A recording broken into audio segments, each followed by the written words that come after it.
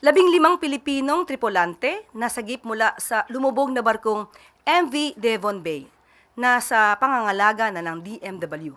Alinsunod sa direktiba ni Pangulong Ferdinand R. Marcos Jr. na pag-ingatan at tiyakin na nasa mabuting kalagayan ang ating mga kababayang marino.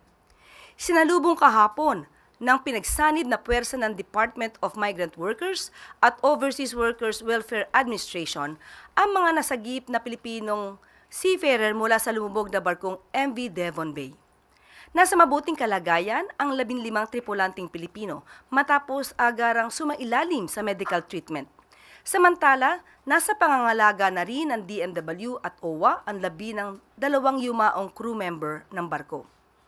Ayon sa Philippine Coast Guard, patuloy pa rin ang paghahanap at rescue operations para sa 4 pang nawawalang crew member ng MV Devon Bay.